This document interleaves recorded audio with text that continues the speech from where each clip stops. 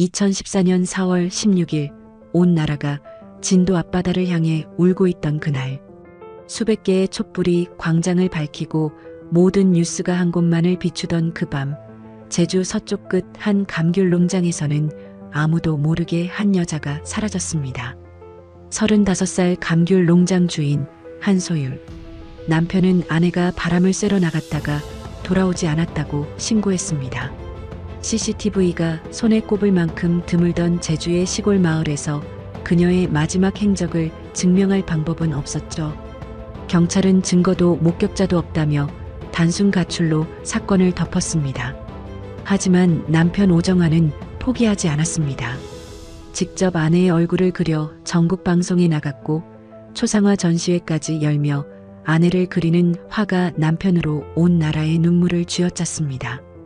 사람들은 그를 칭송했고 다큐멘터리 감독까지 찾아왔죠. 그렇게 11년이 흘렀습니다. 2025년 봄 농장 뒤편 곶자왈 숲에서 생태보건조사팀의 드론이 땅속의 이상열을 감지했습니다. 용암이 만든 천연 웅덩이 빌레못을 파헤치자 나온 것은 하얀 유골과 노란 리본 브로치 한 점이었습니다. 11년 전 그녀가 사무국장으로 몸담았던 해녀 보존회의 상징이 새겨진 브로치였죠. 그리고 유골 옆에는 있어서는 안 될 물건이 하나 더 놓여 있었습니다.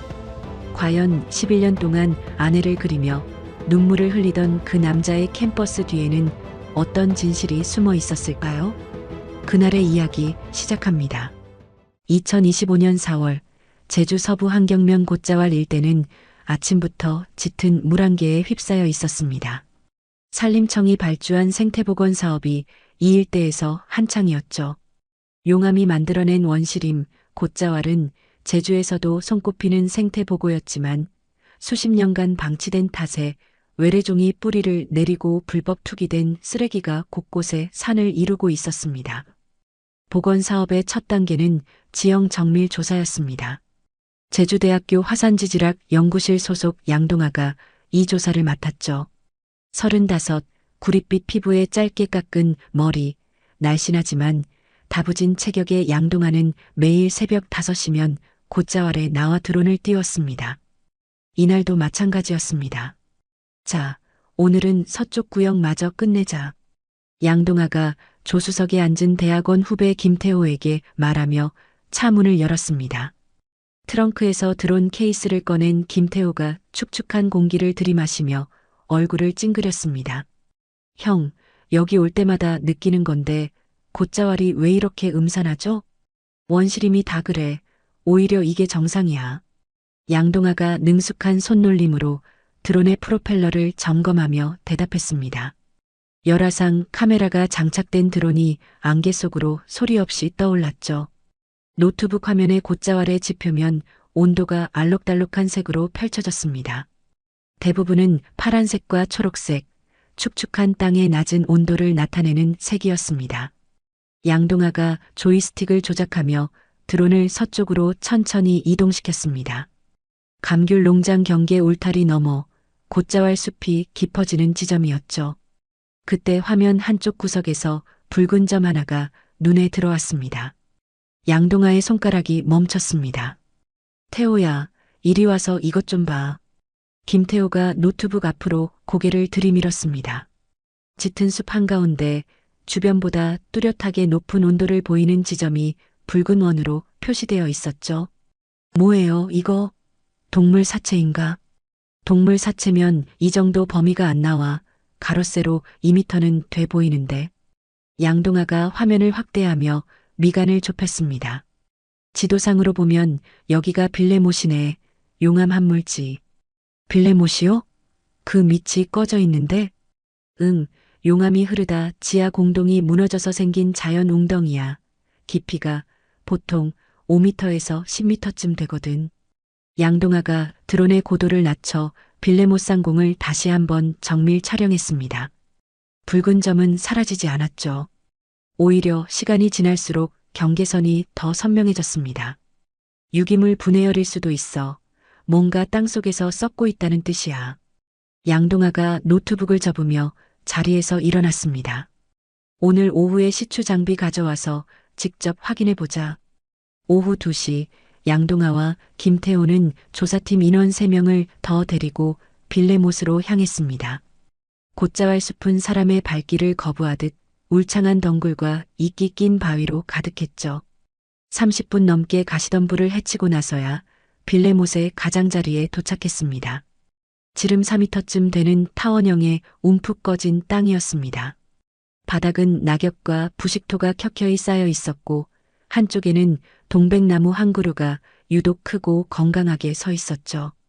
주변의 다른 나무들과 비교하면 혼자서만 비료를 먹은 듯 잎이 기름지게 빛났습니다. 형, 이 동백나무 좀 이상하지 않아요? 주변 식생이랑 어울리지 않게 여기 혼자 서 있잖아요. 김태호가 나무줄기를 손으로 짚으며 고개를 갸웃거렸습니다. 양동아도 동백나무를 올려다보며 턱을 문질렀습니다. 누가 일부러 심은 거네. 자생하는 자리가 아니야. 주변에 다른 동백도 없고 홀로 한 그루만 서 있잖아. 양동아가 시추 장비를 빌레못 중앙에 설치하라고 지시했습니다. 조사팀원이 수동 시추기의 칼날을 흙에 대고 돌리기 시작했죠. 30cm, 50cm, 1m. 흙과 돌이 섞인 토양 시료가 올라왔습니다. 1m 20cm 지점에서 시추기를 돌리던 조사팀원의 손이 갑자기 멈췄습니다. 양 선생님, 뭔가 걸렸어요. 돌은 아닌 것 같은데. 양동아가 무릎을 꿇고 시추 구멍 안을 들여다보았습니다. 시추기 칼날에 무언가 하얀 조각이 끼어 있었죠. 양동아가 핀셋으로 조각을 조심스럽게 빼냈습니다. 길이 3cm쯤 되는 납작한 하얀 파편이었습니다. 양동아의 얼굴에서 핏기가 빠졌죠. 태호야, 경찰에 전화해. 네. 왜요? 이거 뼈야, 사람 뼈. 김태호가 파편을 들여다보더니 입을 틀어막았습니다. 양동아가 떨리는 손으로 시추 구멍 주변의 흙을 붓으로 쓸어내기 시작했죠. 10분쯤 지났을 때 흙 속에서 둥그런 형태가 윤곽을 드러냈습니다. 사람의 두개골이었습니다. 이마 부분이 먼저 보였고 그 바로 옆으로 작은 금속 조각이 빛을 받아 반짝였습니다. 양동아가 핀셋으로 금속 조각을 집어 올렸습니다. 흙이 묻어 있었지만 한쪽 면에 새겨진 노란 리본 무늬가 또렷하게 보였죠. 은으로 만든 작은 브로치였습니다. 양동아가 브로치 뒷면을 뒤집자 작은 각인이 눈에 들어왔습니다. 2013 제주해녀 보존의 노란 리본은 원래 무사 귀환을 뜻하는 오랜 상징이었죠. 제주해녀 보존회가 2013년 창립 기념으로 회원들에게 나눠준 한정 브로치인 듯 했습니다. 최소 10년은 넘었다는 건가. 양동아가 브로치를 증거 봉투에 넣으며 낮은 목소리로 중얼거렸습니다. 오후 4시 제주서 부경찰서 강력계에 신고가 접수되었습니다. 한경면 곧자왈 빌레못에서 신원 미상의 인골이 발견되었습니다. 신고를 접수한 당직 경찰관이 강력계 사무실로 뛰어들어왔죠. 책상 위에 서류를 쌓아놓고 보고서를 작성하던 윤서진 경위가 고개를 들었습니다. 42, 단발머리에 화장기 없는 얼굴, 날카로운 눈매를 가진 윤서진은 강력계에서도 손꼽히는 집요한 수사관이었습니다. 인골이요? 위치가 정확히 어딥니까? 한경면 저지리 산 47번지 일대 곧자왈입니다. 감귤 농장 뒤쪽 경계 너머라고 합니다. 윤서진의 손가락이 볼펜 위에서 멈췄습니다. 한경면 저지리 감귤 농장. 그 주소를 윤서진은 잊은 적이 없었죠. 11년 전 순경 시절 처음으로 배정받았던 사건의 현장이 바로 그곳이었습니다. 감귤 농장을 운영하던 35살 여자가 어느 날 사라졌고 남편이 울며 실종 신고를 넣었던 사건이었죠. 한소율. 윤서진의 입술 사이로 그 이름이 소리 없이 새어나왔습니다. 당시 상관은 증거도 목격자도 없다. 가출이다라며 서류를 덮었고 갓 임용된 순경 윤서진은 반론 한마디 못한 채 종결 서류에 도장을 찍었습니다. 그 도장의 무게가 11년 동안 어깨를 짓눌렀죠. 윤서진이 의자에서 벌떡 일어나며 재킷을 집어들었습니다.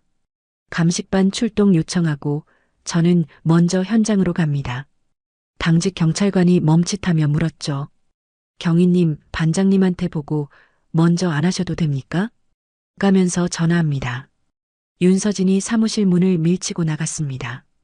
제주 서부의 해안도로를 달리는 동안 윤서진은 한 손으로 핸들을 잡고 다른 손으로 차동혁 반장에게 전화를 걸었습니다. 신호음이 3번 울린 뒤 굵은 목소리가 받았죠. 뭐야, 윤경이. 차 반장님, 한경명 곶자왈에서 인골이 나왔습니다. 저 먼저 현장 갑니다. 인골?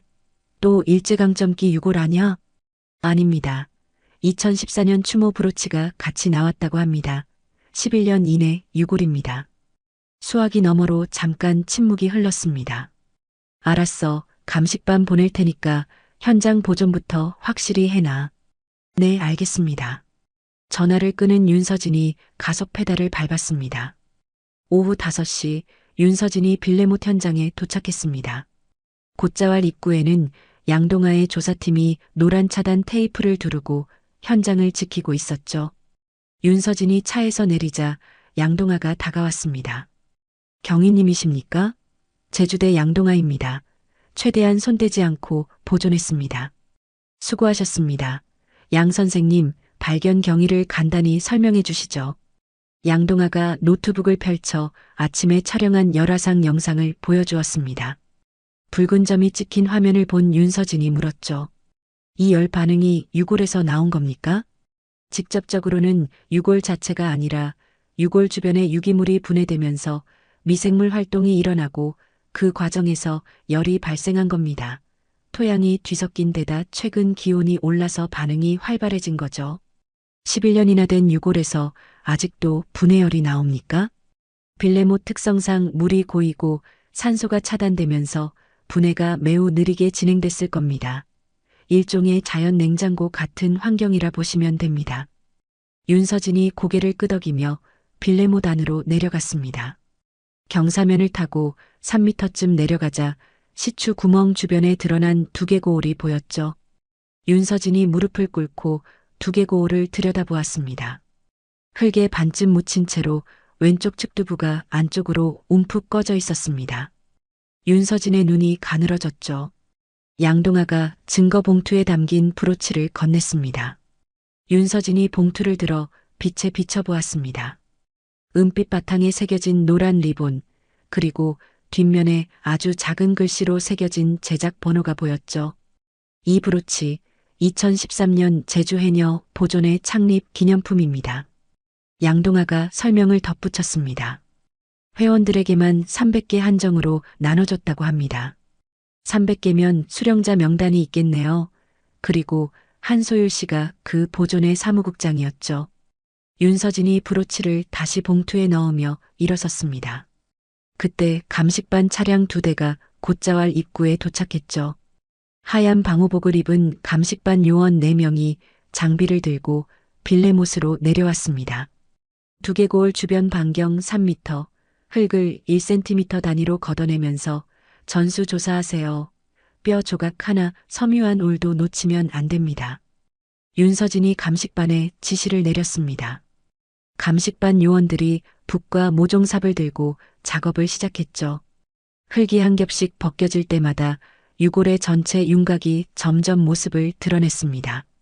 두개고울 아래로 목뼈, 갈비뼈, 척추뼈가 이어졌고 오른손 손가락뼈들은 빌레못 벽면 쪽으로 뻗어 있었습니다. 마치 벽을 향해 손을 내밀다 그대로 굳어버린 자세였죠. 감식반 요원 하나가 유골의 오른쪽 골반 부근 흙을 걷어내다가 손을 들어 올렸습니다. 경위님, 여기 뭔가 있습니다. 윤서진이 빠른 걸음으로 다가갔습니다. 흙 속에서 작고 검붉은 물체가 반쯤 얼굴을 내밀고 있었죠. 감식반 요원이 핀셋으로 조심스럽게 집어 올렸습니다. 길이 3cm, 폭 1cm쯤 되는 직사각형의 나무 조각이었습니다.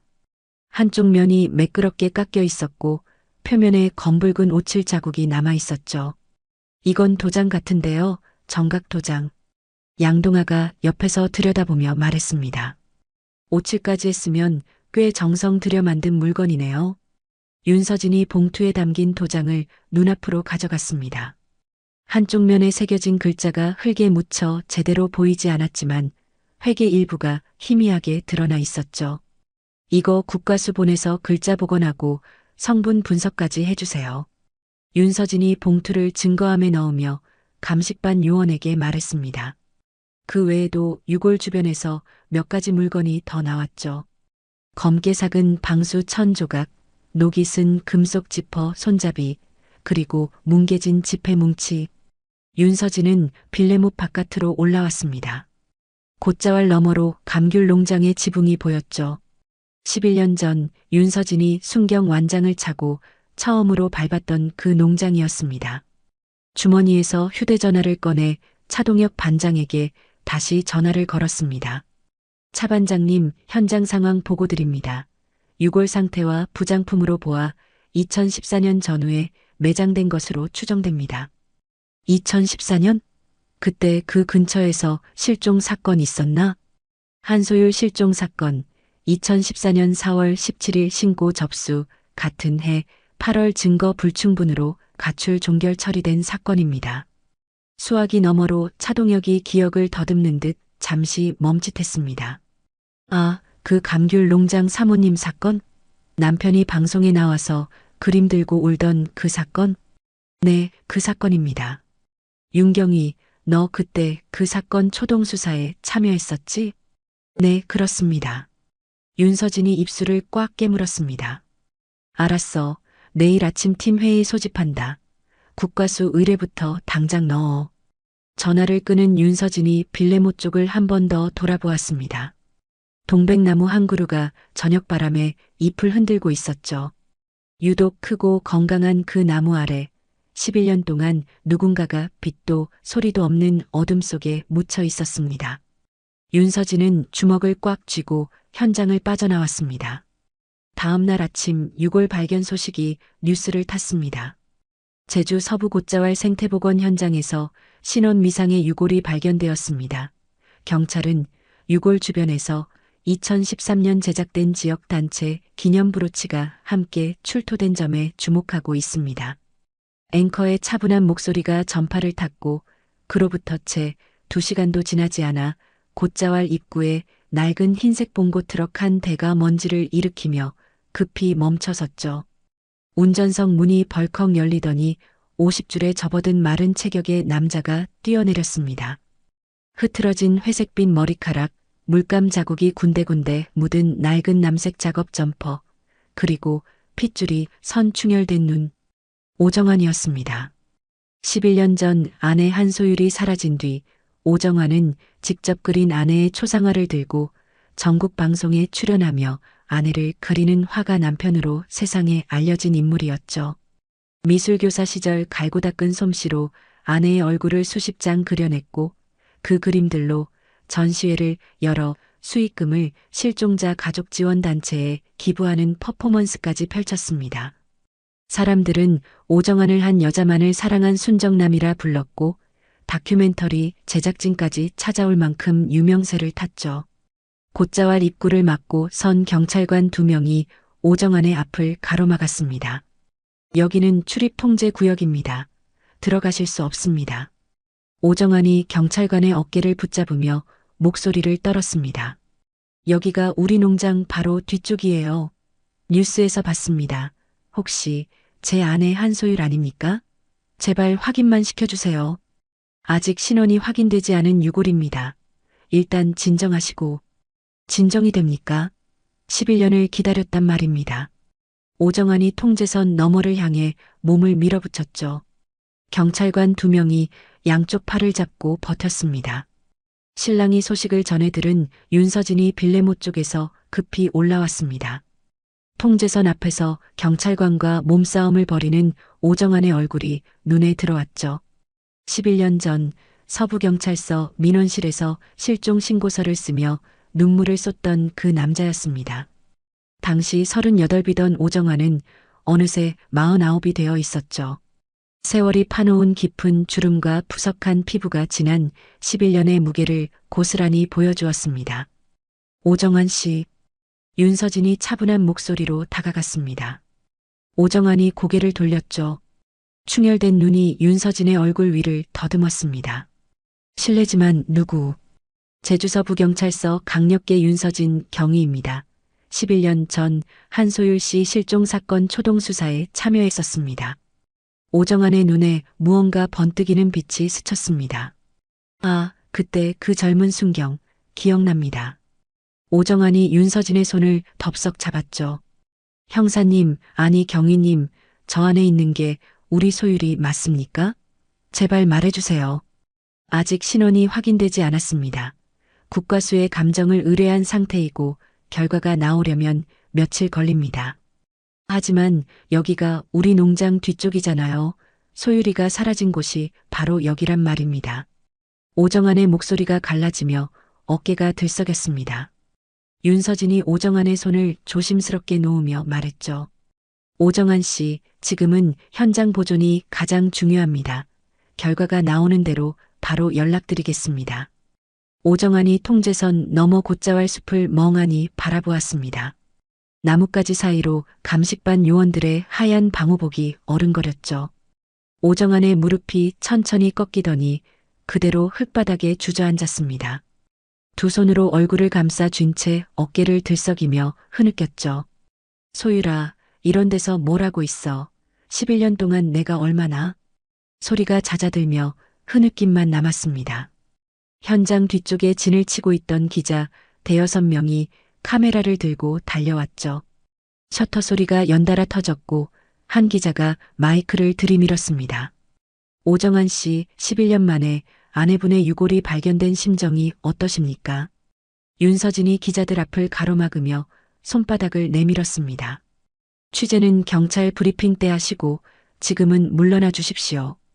기자들이 투덜거리며 한 발 물러섰죠. 윤서진이 경찰관에게 오정안을 차량까지 부축해달라고 지시한 뒤 다시 빌레못으로 내려갔습니다. 나흘 뒤 국과수에서 정밀 감정 보고서가 도착했습니다. 윤서진이 강력계 사무실 자기 책상에 앉아 봉투를 뜯었죠. 첫 장 상단에 붉은 글씨로 적힌 결론이 윤서진의 시선을 붙잡았습니다. 두개골 왼쪽 측두부의 둔기로 인한 함몰 손상 확인, 손상 형태 및 깊이로 보아 상당한 힘이 가해진 것으로 판단, 타살 가능성 매우 높음. 윤서진이 보고서를 쥔 손가락에 힘을 주었습니다. 다음 장에는 유골의 신원 추정 결과가 적혀 있었죠. 유골은 30대 중반 여성으로 추정, 키 약 162cm, 치아 상태 및 골격 특성을 한소율 씨의 기존 의료 기록과 대조한 결과 동일 인물일 가능성이 매우 높음, 최종 확인을 위해 유족의 유전자 대조 검사가 필요함. 윤서진이 보고서를 내려놓고 의자 등받이에 몸을 기댔습니다.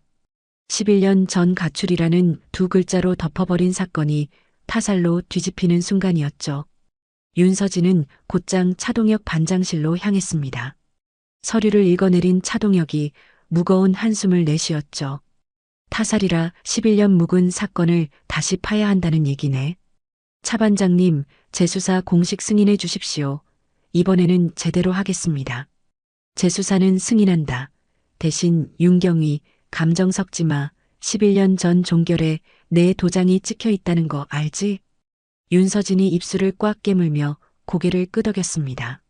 알고 있습니다. 그래서 더 제대로 해야 합니다. 차동혁이 볼펜으로 재수사 승인란에 서명을 극적이며 내밀었죠. 인력 2명 붙여줄 테니까 기한 없이 끝까지 가봐. 사무실로 돌아온 윤서진은 지하 자료실로 내려갔습니다.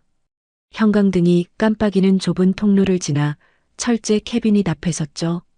먼지를 손등으로 훔치며 서랍을 열자 2014년도 파일들이 빽빽하게 꽂혀 있었습니다.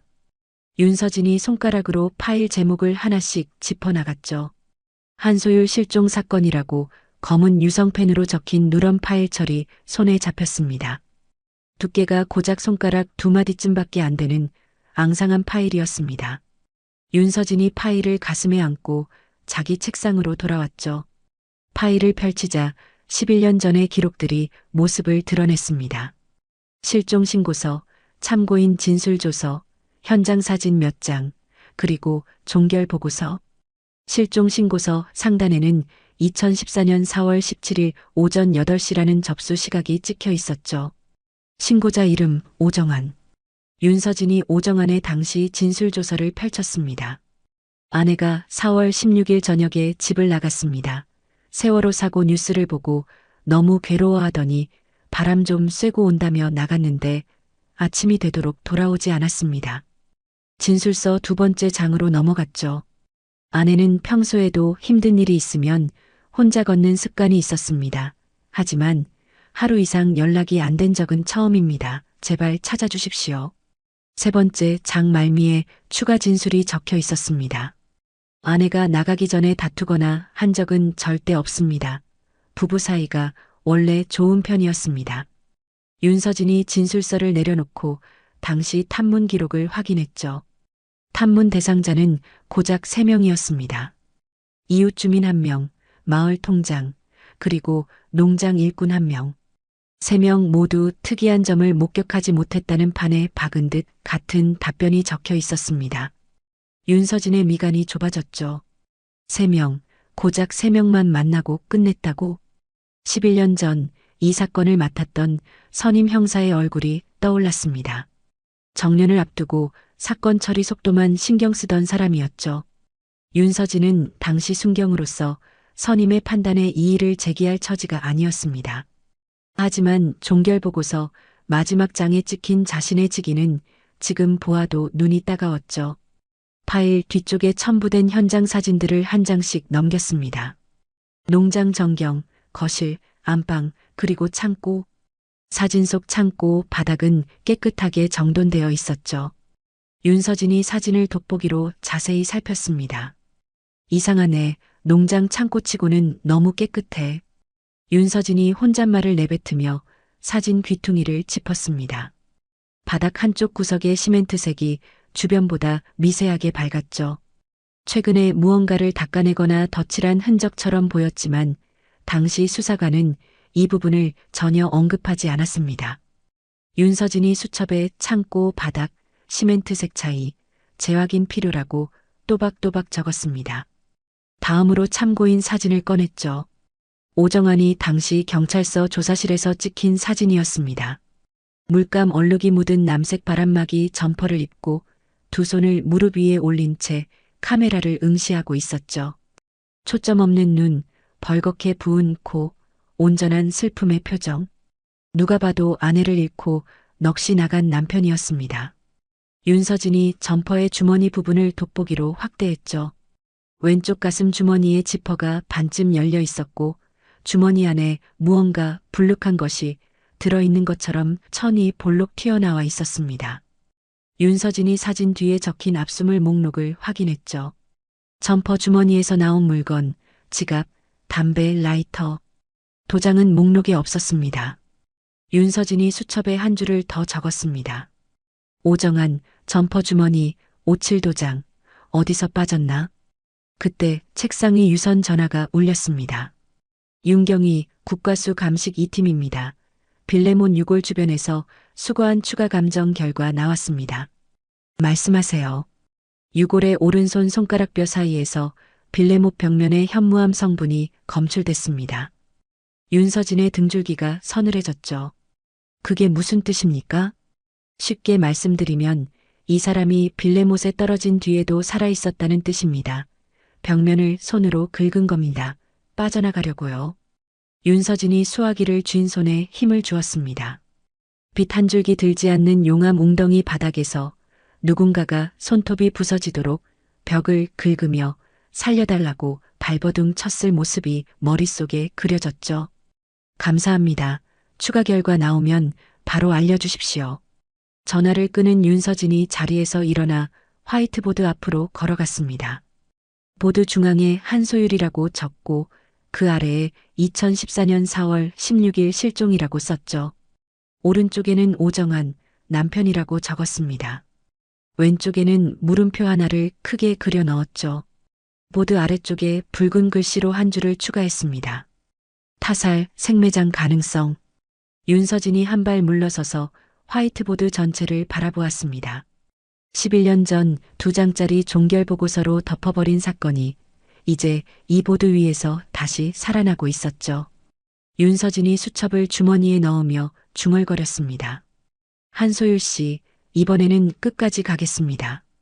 윤서진은 법원에서 수색영장을 발부받자마자 한소율의 농장으로 향했습니다. 팀원 2명과 감식반 요원 3명이 동행했죠. 농장은 11년 동안 오정환이 혼자 관리해 온 탓에 사람이 사는 집이라기보다는 천천히 허물어져 가는 폐가에 가까웠습니다. 대문의 페인트가 벗겨져 나무결이 드러나 있었고 마당 한쪽에는 녹슨 농기구들이 아무렇게나 쌓여 있었죠. 현관문을 열자 눅눅한 곰팡이 냄새가 코를 찔렀습니다. 거실부터 시작해서 안방, 부엌, 창고 순서로 갑니다. 벽이든 바닥이든 이상한 데가 있으면 바로 알려주세요. 윤서진이 면장갑을 끼며 팀원들에게 지시했죠. 거실은 좁고 어두웠습니다. 벽에 걸린 액자 속 그림이 윤서진의 눈에 들어왔죠.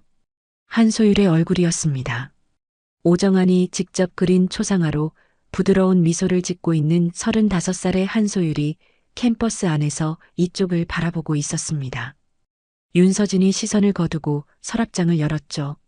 낡은 고지서, 감귤 출하 전표, 마을회의 안내문 같은 잡다한 서류만 나왔습니다. 안방도 마찬가지였습니다. 옷장 안에는 오정환의 옷만 걸려 있었고 한소율의 물건은 눈에 띄지 않았죠. 경위님 창고도 확인했는데 특이한 거 없습니다. 농약이랑 비료 포대만 잔뜩이요. 팀원 하나가 창고 쪽에서 걸어오며 보고했습니다. 윤서진이 입술을 깨물며 마당을 한 바퀴 돌았죠. 2시간 넘게 집 안팎을 뒤졌지만 쓸만한 단서는 하나도 나오지 않았습니다. 감식반 요원이 다가와 조심스럽게 말했죠. 경위님, 집은 다 뒤진 것 같은데 여기서 더 나올 게 있을까요? 11년이나 지났으니까 집안에 뭘 남겨뒀을 리가 없지. 윤서진이 마당 구석에 돌담에 기대서며 팔짱을 꼈습니다. 한소율이 살아있을 때 중요한 물건을 숨겨둔 곳이 있다면 그건 집안이 아니라 다른 어딘가일 가능성이 높았죠. 윤서진은 마을 탐문으로 방향을 틀었습니다. 농장에서 가장 가까운 집의 문을 두드렸죠. 문을 연 사람은 여든이 넘어 보이는 작은 체구의 할머니였습니다. 허리가 활처럼 굽어 있었고 손마디마다 바다가 새겨놓은 굵은 주름이 깊이 패여 있었죠. 오래 물질을 한 해녀 특유의 손이었습니다. 안녕하십니까? 제주서 부경찰서 윤서진 경위입니다. 잠깐 여쭤볼 게 있어서 왔습니다. 할머니가 윤서진을 위아래로 훑어보더니 고개를 끄덕였습니다. 들어와. 서서 얘기할 순 없잖아. 좁은 마루에 마주 앉았죠. 윤서진이 한소율의 사진을 꺼내 보여주었습니다.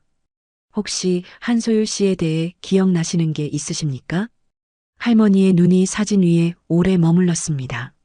소율이 기억하고 말고 그 아이가 우리 마을에 시집 온 게 엊그제 같은데 어떤 사람이었습니까? 할머니가 무릎 위에 올려놓은 손을 천천히 문지르며 입을 열었죠. 똑똑하고 야무진 아이였어. 농장도 잘 굴리고 해녀 보존의 일도 척척 해내고 마을에서 소율이한테 신세 안 진 사람이 없을 거야. 신세라면 어떤 신세 말씀이십니까? 할머니가 잠시 머뭇거렸습니다. 돈 얘기는 좀 그렇지만 사정이 딱한 사람들한테 돈을 빌려줬거든. 은행에서 안 해주니까 소율이한테 갈 수밖에 없었지. 윤서진의 귀가 쫑긋해졌죠. 이자를 받았습니까? 받았지. 근데 처음엔 적었어. 형편이 나아지면 갚으라고 했으니까. 그런데 할머니가 말끝을 흐리며 고개를 떨궜습니다. 그런데요? 나중에는 좀 독해졌어. 이자가 높아지고 못 갚으면 반문서를 내놓으라고 했다더라고. 직접 당한 사람들한테 들은 얘기야. 윤서진이 수첩에 빠르게 적으며 물었죠. 한소율 씨가 중요한 서류나 물건을 따로 보관하던 곳이 있었습니까? 집이 아닌 다른 장소요. 할머니가 고개를 갸웃거리다가 무언가 떠올린 듯 손가락을 세웠습니다. 불턱. 불턱이요? 해녀들이 물질하고 나서 옷 갈아입고 불 쬐는 곳이잖아. 마을 해안가에 하나 있거든. 소율이가 보존의 사무국장이었으니까 그 불턱 관리를 혼자 맡았어. 열쇠도 소율이만 갖고 있었고 윤서진이 몸을 앞으로 기울였죠. 거기에 뭔가를 숨겨뒀다는 뜻입니까? 숨겼는지까지는 몰라. 근데 소율이가 가끔 밤늦게 혼자 불턱에 가는 걸 본 적이 있어. 물질할 시간도 아닌데 뭘 하러 가나 싶었지. 윤서진이 자리에서 일어나며 공손히 인사했습니다. 고맙습니다. 큰 도움이 되었습니다. 소율이한테 무슨 일이 있었던 거야? 그 뼈가 소율이 거 맞아? 할머니의 물음에 윤서진이 잠깐 멈칫했죠. 아직 확인 중입니다. 결과가 나오면 말씀드리겠습니다. 윤서진은 곧장 해안가로 차를 몰았습니다. 마을에서 해안 쪽으로 10분쯤 내려가자 현무암 돌담으로 둘러싸인 낮은 건물이 보였죠. 지붕은 슬레이트, 벽은 제주 특유의 검은 돌로 쌓아 올린 불턱이었습니다. 출입문에 녹슨 자물쇠가 채워져 있었죠. 윤서진이 마을 이장에게 연락해 예비 열쇠를 받아왔습니다. 자물쇠가 뻑뻑거리며 열렸고 안으로 들어서자 바닷바람에 삭은 나무와 소금기 섞인 냄새가 코에 감겼죠. 내부는 생각보다 넓었습니다. 한쪽 벽에 해녀복과 물안경이 걸려 있었고 반대쪽에는 낡은 나무 선반과 장작 더미가 쌓여 있었죠. 바닥은 시멘트로 마감되어 있었습니다. 윤서진이 천천히 바닥을 밟으며 걸었죠. 장작 더미 앞쪽을 지날 때 발밑에서 미세하게 다른 울림이 느껴졌습니다. 여기 소리가 달라. 윤서진이 무릎을 꿇고 바닥을 손바닥으로 두드렸죠. 장작 더미 바로 아래 부분에서 뚱뚱하는 공허한 소리가 났습니다. 주변 바닥에 통통하는 묵직한 소리와 확연히 달랐죠. 아래가 비어 있어. 장작 다 치워. 팀원 둘이 장작을 옆으로 옮기자 시멘트 바닥에 가로세로 60cm쯤 되는 정사각형 윤곽이 드러났습니다. 시멘트 색이 주변보다 약간 밝았고 가장자리를 따라 가느다란 금이 나 있었죠. 감식반 요원이 끌과 망치로 조심스럽게 시멘트를 깨기 시작했습니다.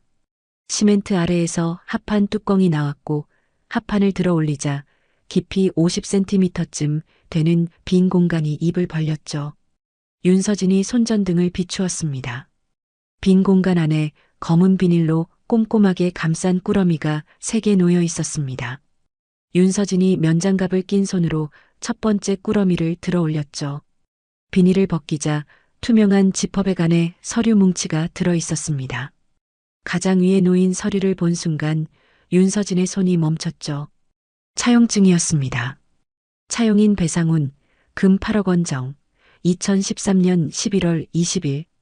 배상훈이라는 이름 옆에 인감도장이 붉게 찍혀 있었고 그 아래에 서명이 또렷하게 남아 있었습니다. 옆에 서서 들여다보던 팀원이 입을 벌렸죠. 배상훈이면 한림읍에 그 리조트 짓고 있는 사람 아닙니까? 맞아. 서부지역 리조트 개발업체 대표, 전직 도의원. 윤서진이 차용증을 증거 봉투에 넣으며 대답했습니다. 두 번째 꾸러미를 열었죠.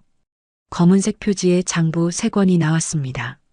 첫 번째 장부를 펼치자 빽빽하게 적힌 이름과 숫자가 쏟아져 나왔습니다. 날짜, 이름 빌린 돈, 이자, 갚은 돈, 남은 돈이 한 줄씩 정리되어 있었죠.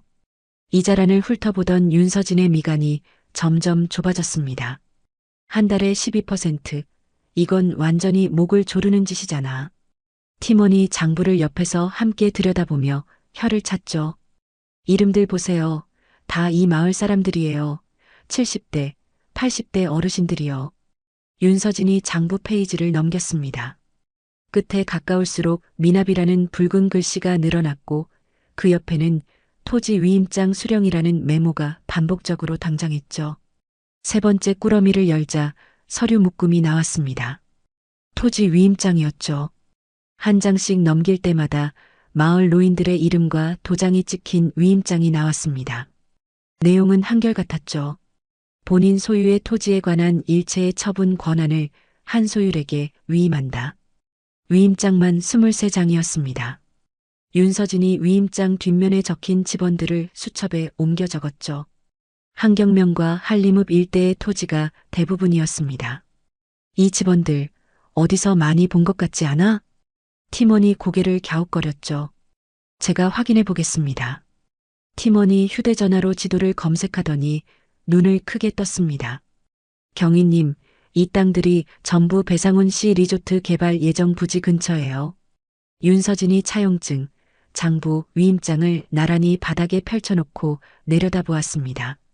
겉으로는 마을을 위해 해녀 문화를 지키는 사무국장 행세를 하면서 안으로는 돈놀이로 노인들의 땅을 빼앗고 그 땅을 미끼 삼아 대형 개발업자에게 거액을 빌려준 여자. 한소율의 진짜 얼굴이 서류 사이에서 모습을 드러내고 있었죠. 윤서진이 증거물을 하나하나 봉투에 담으며 팀원에게 말했습니다. 이 장부에 이름이 적힌 사람들, 전원 탐문 대상이야. 오늘 안으로 명단 정리해. 불턱 밖으로 나온 윤서진의 눈에 저 멀리 감귤 농장의 지붕이 들어왔습니다. 11년 동안 마을 사람들이 입을 다물고 있던 이유가 이제 조금씩 보이기 시작했죠. 윤서진은 바닷바람을 맞으며 수첩의 마지막 줄에 한 문장을 적었습니다. 한소율을 죽이고 싶었던 사람, 한둘이 아니다. 윤서진은 장부에 적힌 이름들을 탐문 명단으로 정리한 뒤 다음 날 새벽부터 마을을 돌기 시작했습니다. 첫 번째로 찾아간 곳은 농장에서 두 집 건너에 사는 김복순 할머니의 집이었죠. 대문을 두드리자 안쪽에서 기척이 들리더니 한참 만에 문이 열렸습니다. 이른 중반쯤 되어 보이는 김복순이 경계하는 눈빛으로 윤서진을 올려다보았죠. 경찰서에서 나왔습니다. 김복순 어르신 맞으시죠? 한소율 씨 사건 때문에 몇 가지 여쭤보러 왔습니다. 또 그 얘기야 11년 전에도 왔다 갔잖아. 그때 미처 못 여쭤본 것들이 있어서요. 잠깐만 시간 내주십시오. 김복순이 마지못해 안으로 들이며 마루에 방석을 깔아주었습니다. 윤서진이 자리에 앉자마자 단도직입적으로 물었죠. 어르신, 한소율 씨가 사라지기 전에 오정환 씨와 사이가 어땠습니까? 김복순이 찻잔을 내려놓으며 한참을 뜸들였습니다. 좋았으면 내가 왜 말을 못하겠어. 안 좋았다는 뜻입니까? 안 좋은 정도가 아니라 며칠이 멀다 하고 고함이 들렸어. 특히 정환이가 술이 들어가면 걷잡을 수가 없었지. 윤서진의 펜이 수첩 위를 빠르게 움직였죠. 술버릇이 안 좋았습니까? 안 좋은 게 아니라 무서웠어.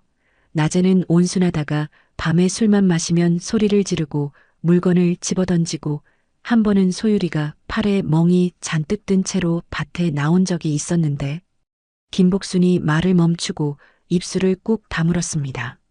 직접 보신 겁니까? 내 눈으로 봤지. 소율이한테 어떻게 된 거냐고 물었더니 문에 부딪혔다고만 하더라고. 그 아이도 자존심이 있으니까 남편 얘기를 어디 가서 하겠어. 윤서진이 펜을 멈추고 김복순의 눈을 바라보았죠. 어르신, 소율 씨가 사라지던 날 밤에 특이한 점은 없었습니까? 김복순이 찻잔을 두 손으로 감싸쥐며 목소리를 낮췄습니다. 그날이 세월호 사고 난 날이었잖아. 온 동리가 텔레비전 앞에 붙어서 울고 있었는데 밤 9시쯤이었나 오정환이네 집에서 엄청난 소리가 났어. 어떤 소리였습니까? 부부가 싸우는 소리, 소율이가 악을 쓰면서 뭐라고 했는데 정확히는 못 들었어. 그리고 뭔가 쨍그랑 깨지는 소리가 나더니 조용해졌지. 그 뒤에는요? 조용했어. 너무 조용해서 오히려 이상했는데 다들 뉴스 때문에 정신이 없을 때니까 신경을 못 썼지. 윤서진이 수첩을 덮으며 일어섰습니다. 11년 전에는 왜 이 얘기를 안 하셨습니까? 김복순이 고개를 숙이며 한숨을 내쉬었죠. 정환이가 그 뒤로 소율이 찾는다고 방송에 나오고 그림까지 그리면서 눈물을 뚝뚝 흘리는데 설마 그 사람이 뭘 했겠나 싶었지. 그리고 솔직히 소율이한테 돈 빌린 사람들은 다들 소율이가 안 돌아오는 게 속 편했으니까. 마지막 말이 마루 위에 무겁게 내려앉았습니다. 마을 탐문을 사흘에 걸쳐 마친 뒤 윤서진은 경찰서로 복귀해 곧장 오정환의 전과 기록을 조회했습니다. 2010년 음주운전 교통사고로 벌금 0. 2011년 주치폭행으로 벌금 300만 원. 두 건 모두 피해자가 타인이었고 한소율에 대한 신고 기록은 없었죠. 하지만 마을 사람들의 증언을 모아보면 집안에서 벌어진 폭력은 신고된 것보다 훨씬 심각했습니다. 윤서진이 다음으로 확인한 것은 오정환의 금융 기록이었죠. 영장을 발부받아 은행 측에 자료를 요청한 지 이틀 만에 거래 내역서가 도착했습니다. 윤서진이 거래 내역서 첫 장부터 날짜 순으로 훑어 내려갔죠. 2014년 4월 16일 기준 오정환의 통장 잔액은 23만 원이었습니다. 일주일 뒤인 4월 23일 잔액이 갑자기 뛰었죠. 현금 7천만 원 입금. 윤서진이 볼펜으로 그 줄에 동그라미를 쳤습니다. 출처불명, 현금 7천만 원. 다음 달부터는 매달 200만 원 안팎의 돈이 꾸준히 들어오고 있었죠. 입금자 명에는 농장 수익이라고만 적혀 있었습니다. 하지만 감귤 농장의 실제 출하 기록과 대조해보니 수익 규모가 맞지 않았습니다. 농장 규모로는 한 달에 80만 원도 벌기 어려운 작은 밭이었죠. 윤서진이 거래 내역서를 내려놓고 의자 등받이에 몸을 기댔습니다. 아내가 사라진 직후 갑자기 7천만 원을 손에 쥐고 그 뒤로 11년 동안 설명할 수 없는 돈이 꾸준히 흘러들어온 남자. 윤서진은 곧장 오정환에게 전화를 걸었습니다. 윤서진 경위입니다. 오정환 씨, 내일 오전 10시까지 서부경찰서로 나와주시기 바랍니다. 무슨 일입니까? 유골 신원이 확인된 겁니까? 확인해야 할 사항이 있습니다. 내일 뵙겠습니다. 다음 날 오전 조사실 문이 열리고 오정환이 들어왔습니다. 남색 바람막이 점퍼 대신 깨끗한 셔츠를 입고 있었지만 눈 밑에 그늘은 더 짙어져 있었죠. 윤서진이 테이블 맞은편에 앉아 거래 내역서를 꺼내 펼쳤습니다. 오정환 씨, 2014년 4월 23일에 통장으로 들어온 7천만 원. 이 돈 어디서 났습니까? 오정환의 시선이 내역서 위에 멈췄죠. 손가락 끝이 미세하게 떨리는 것을 윤서진은 놓치지 않았습니다. 그건 소율이가 사라진 뒤에 농장을 급하게 정리하면서 밀린 외상값을 받은 겁니다. 외상값 7천만 원이요? 어디서 받았습니까? 거래처가 여러 군데였으니까 정확히는 기억이 안 납니다. 11년 전 일인데. 윤서진이 내역서에서 손을 떼고 오정환의 눈을 정면으로 바라보았죠. 오정환 씨 농장 규모로는 한 철에 외상 7천만 원이 쌓일 수가 없습니다. 출하 기록이랑 맞지 않아요. 그때 작황이 유독 좋았어요. 보통 해랑 달랐습니다. 그러면 그 뒤로 매달 200만 원씩 들어오는 돈은요? 농장 수익이라고 되어 있는데 이 밭에서 한 달에 200만 원은 안 나옵니다. 오정환이 테이블 아래에서 양손을 깍지 끼며 시선을 내렸습니다. 경위님, 저는 아내가 사라진 뒤에 혼자서 농장을 지키느라 죽을 힘을 다했습니다. 그게 그렇게 의심받을 일입니까? 의심이 아니라 확인입니다. 출처를 증명해 주시면 됩니다. 영수증이나 장부 같은 건 남아있지 않습니다. 그때는 정신이 없었으니까요. 윤서진이 거래 내역서 위에 손가락을 톡톡 두드렸습니다. 한 가지 더 묻겠습니다. 소율 씨가 사라지기 전날 밤 두 분이 크게 싸웠다는 증언이 있습니다. 오정환의 어깨가 살짝 굳었죠. 부부가 가끔 다투는 건 당연한 거 아닙니까? 별일 아니었습니다. 이웃집까지 들릴 만큼 큰 소리였다는데 별일 아니었다고요? 목소리가 좀 컸을 수는 있지만 그날 뉴스 때문에 둘 다 예민했던 거예요. 세월호 때문에 온 나라가 뒤집어졌잖습니까? 윤서진이 수첩을 접으며 자리에서 일어났습니다. 오늘은 여기까지 하겠습니다. 다만 오정환 씨 확인 사항이 더 남아있으니 당분간 제주를 벗어나지 마십시오. 저는 11년 동안 이 섬을 떠난 적이 없습니다. 오정환이 의자에서 일어서며 대답했죠. 조사실 문을 나서는 오정환의 뒷모습을 윤서진이 유리창 너머로 지켜보았습니다. 셔츠 등 쪽이 땀으로 젖어 있었죠. 윤서진이 화이트보드 앞으로 걸어가 오정환 이름 옆에 세 줄을 추가했습니다. 알코올 의존, 폭력 전과 실종 전날 격렬한 다툼. 그 아래에 붉은 펜으로 한 줄을 더 그었죠. 7천만 원, 출처 불명. 오정환의 1차 조사가 끝나고 일주일이 지났습니다. 윤서진은 오정환의 동선을 2014년 4월 16일 밤으로 좁혀 추적하기 시작했습니다. 가장 먼저 향한 곳은 한경면 저지리에서 유일한 농자재 상점이었죠. 상점 주인 현다로는 70이 넘은 나이에도 매일 가게 문을 열고 있었습니다. 윤서진이 신분증을 내밀자 현다로가 돋보기를 코끝에 걸치고 한참을 들여다보았죠. 경찰이 우리 가게까지 오다니 무슨 일입니까? 2014년 4월쯤에 오정환 씨가 이 가게에서 물건을 산 적이 있는지 확인하고 싶습니다. 2014년? 그게 벌써 11년 전인데 기억이 나겠소. 혹시 그때 장부나 전표 같은 게 남아 있습니까? 현다로가 카운터 뒤쪽에 낡은 철제 서랍을 열었습니다. 먼지 쌓인 장부 묶음이 연도별로 정리되어 있었죠. 우리는 다 수기로 적었죠. 컴퓨터 같은 건 안 쓰니까. 2014년 장부를 꺼내 4월로 넘겼습니다. 윤서진이 한 장 한 장 손가락으로 짚어가며 읽었죠. 4월 16일자 판매 기록에서 윤서진의 손가락이 멈췄습니다.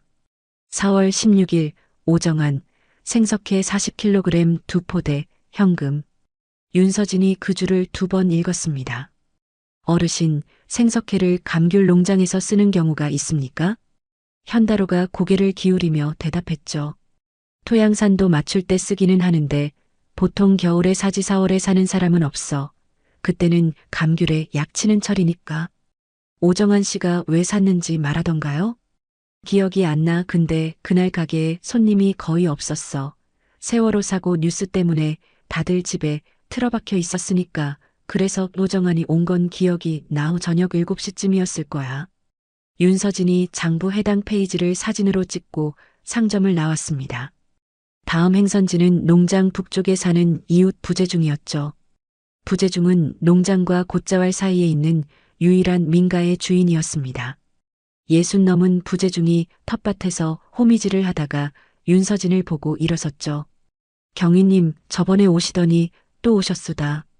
부재중 씨, 2014년 4월 16일 밤에 이 근처에서 뭔가 이상한 소리를 들은 적 없습니까? 부재중이 호미를 땅에 꽂고 이마에 땀을 손등으로 닦았습니다. 그날이 세월호 사고 난 날이잖수. 나도 텔레비전 보다가 새벽에 잠들었는데. 새벽에 잠드셨다고요? 그 전에 밖에서 소리 같은 건 안 들렸습니까? 부재중이 눈을 감고 한참을 더듬었습니다. 아, 맞다. 새벽 2시쯤이었나? 트럭 소리가 났어.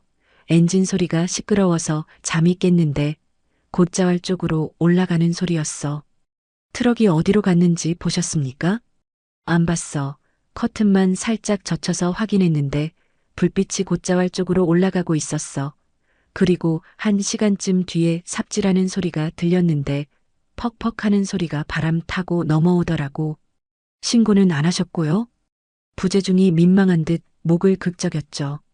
그때 다들 정신이 없었잖수. 텔레비전에서 아이들이 구조 안 되고 있다는 뉴스가 계속 나오는데 트럭 소리 가지고 경찰 부를 일은 아니지. 윤서진이 수첩에 새벽 2시, 트럭, 곶자왈 방향, 삽질 소리라고 적었습니다. 경찰서로 돌아온 윤서진은 곧장 양동아에게 전화를 걸었죠. 양 선생님, 빌레모 뒤에 있던 동백나무, 그 나무가 언제 심어졌는지 확인할 수 있습니까? 나이테만으로는 어렵습니다. 묘목을 몇 년생으로 심었는지 모르니까요. 대신 뿌리 주변 토양, 층위를 분석하면 대략적인 식재 시점을 추정할 수 있어요. 내일 현장에서 뵙겠습니다. 다음 날 오전 양동아가 빌레모 뒤의 동백나무 뿌리 주변에서 토양 시료를 채취했습니다. 연구실에서 분석한 결과가 오후에 전화로 왔죠. 경위님, 뿌리 주변 토양이 위쪽 지표층과 확연히 다릅니다. 아래쪽에 원래 있던 부식토가 위로 뒤집혀 올라온 흔적이 있어요. 그리고 그 뒤집힌 층 위로 쌓인 낙엽 부식층의 두께로 봐서 대략 11년 전 2014년 봄쯤 이 자리에 나무가 심어진 것으로 추정됩니다. 2014년 봄이라 한소율 씨가 사라진 직후군요. 그리고 한 가지 더 알려드릴 게 있는데 이 나무 뿌리 주변 토양에서 생석회 성분이 검출됐습니다. 누군가 흙에 생석회를 섞어 놓은 거예요. 윤서진이 전화를 끊고 화이트보드 앞에 섰습니다. 붉은 펜으로 시간순으로 정리하기 시작했죠. 4월 16일 저녁 7시 생석회 40kg 2포대 구매. 4월 16일 밤 9시 부부 격렬한 다툼 소리. 4월 17일 새벽 2시 트럭이 곧자왈 방향으로 이동. 삽질 소리. 4월 17일 오전 8시 오정환 실종 신고 접수. 2014년 봄 빌레모 뒤에 동백나무 식재, 토양의 생석회 혼합. 동선이 하나의 선으로 이어졌습니다. 오정환은 아내가 사라지기도 전에 생석회를 미리 사두었고 다툼이 벌어진 뒤 새벽에 트럭을 몰아 곧자알로 향했으며 날이 밝자마자 경찰서로 달려가 실종 신고를 넣은 것이었죠. 윤서진이 펜을 내려놓으며 중얼거렸습니다. 생석회를 미리 샀다. 이건 우발이 아니라 계획이야. 그때 팀원 하나가 사무실 문을 열고 들어오며 종이봉투를 내밀었습니다. 경위님 요청하신 자료 가져왔습니다. 오정환 초상화 전시 도록이요. 윤서진이 봉투에서 얇은 책자를 꺼냈죠. 표지에는 그리운 얼굴, 오정환 초상화전이라는 제목과 함께 한소율의 옆모습 그림이 실려 있었습니다. 2018년에 서울 인사동의 한 갤러리에서 열린 전시회 도록이었죠. 당시 언론이 실종된 아내를 4년째 그리는 남편이라는 제목으로 대대적으로 보도하면서 전시회에는 일주일 동안 3,000명이 넘는 관람객이 찾아왔습니다. 윤서진이 도록을 한 장씩 넘겼죠. 한소율의 얼굴을 다양한 각도와 계절로 그린 유화 24점이 실려 있었습니다. 봄의 한소율, 여름의 한소율, 가을과 겨울의 한소율. 어떤 그림에서는 웃고 있었고 어떤 그림에서는 바다를 바라보고 있었죠. 윤서진의 시선이 그림 속 배경에 머물렀습니다. 첫 번째 그림, 한소율이 감귤밭에 서 있는 전신화의 왼쪽 구석에 붉은 꽃을 단 나무 한 그루가 그려져 있었죠. 동백나무였습니다. 두 번째 그림으로 넘겼습니다. 한소율의 옆얼굴 뒤로 창문 밖 풍경이 보였는데 거기에도 동백나무가 있었죠. 세 번째, 네 번째, 다섯 번째. 윤서진이 넘기는 속도가 점점 빨라졌습니다. 24점 가운데 20점의 배경에 동백나무가 들어 있었죠. 어떤 그림에서는 배경 한가운데에 크게, 어떤 그림에서는 구석에 작게, 하지만 거의 빠짐없이 동백나무가 등장했습니다. 윤서진이 도록을 내려놓고 의자 등받이에 몸을 기댔죠. 아내를 묻은 자리에 심은 나무를 아내의 초상화마다 그려 넣었다. 의식적이었을까? 아니면 자기도 모르게 손이 움직인 것일까? 어느 쪽이든 그 나무는 오정환의 머릿속에 깊이 박혀 있었습니다. 윤서진이 도록에서 가장 선명하게 동백나무가 그려진 그림 페이지를 펼쳐 화이트보드에 자석으로 고정했죠. 그 옆에 빌레모 뒤 동백나무의 현장 사진을 나란히 붙였습니다. 그림 속 나무와 사진 속 나무의 형태가 거의 같았죠. 가지가 오른쪽으로 기울어진 모양, 줄기 중간이 살짝 굽은 곡선까지 일치했습니다. 윤서진이 두 장의 사진을 번갈아 보며 고개를 끄덕였습니다. 당신은 그림으로 자백하고 있었어. 오정환 씨. 윤서진이 수첩을 펼쳐 마지막 줄에 적었습니다. 생석회, 사전 구매, 계획적 범행 가능성, 동백나무, 24점 중 20점의 등장, 무의식적 고백. 수첩을 덮은 윤서진이 화이트보드 앞에서 한 발 물러섰죠. 오정환이라는 이름 주변으로 붉은 선이 촘촘하게 이어지고 있었습니다. 하지만 아직 빠진 조각이 있었죠. 오정환과 배상훈의 연결고리, 그리고 11년간 오정환에게 매달 돈을 보낸 정체불명의 출처. 윤서진이 재킷을 집어들며 사무실을 나섰습니다. 며칠 뒤 윤서진이 출근하자 책상 위에 갈색 종이봉투 하나가 놓여 있었습니다. 봉투 겉면에는 보낸 사람 이름도 주소도 없었죠. 이거 누가 갖다 놨습니까? 윤서진이 옆자리 팀원에게 물었습니다. 민원실에서 올려보낸 건데요. 어제 저녁에 누가 접수대 위에 두고 갔다고 합니다. CCTV 확인해봤는데 모자 눌러 쓴 사람이 놓고 바로 나갔더라고요.